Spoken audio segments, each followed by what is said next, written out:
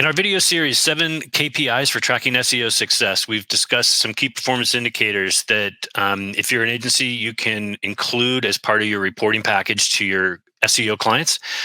They're all different, but they're all somewhat linked and related. I talked about organic traffic, perhaps probably the most important KPI to SEO success.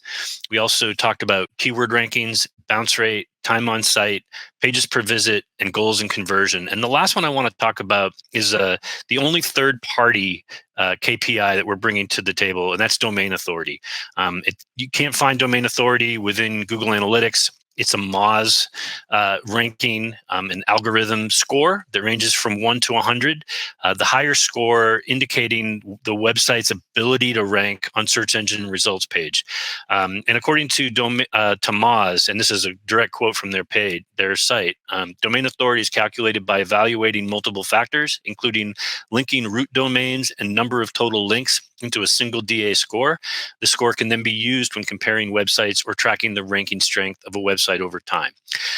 So we have a lot of clients, and we start off with competitor analyses, and part of the metrics that we report on in those audits is domain authority. And it's important when you do these competitive analysis, assuming you do, to choose competitors that are within the same wheelhouse as the client you're auditing.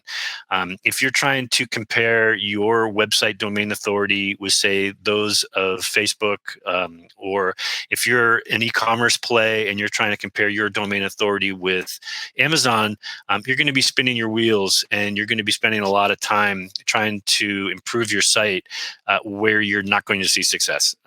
Pick companies that are within the same size, that are within the same competitive domain grouping as your client or as your site, so that you can really try to leverage this particular KPI domain authority to its advantage.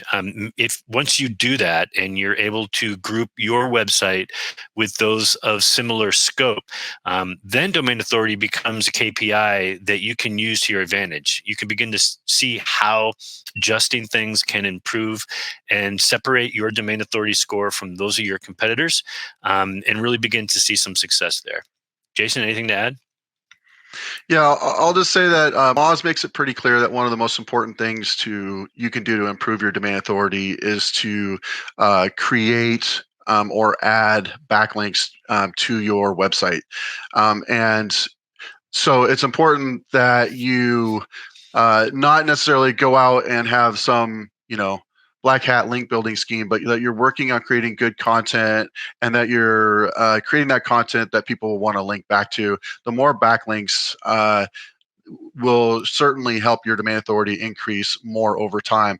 And then I'll speak just briefly on the competitors and competitive nature of domain authority. And like you said, you don't want to necessarily compare a small e-commerce site to an Amazon.com, even if you sell the same product. So the best way to really figure out your competitors is maybe take the keyword list that you've built, that we've talked about building, and do searches and see what companies come up for those searches.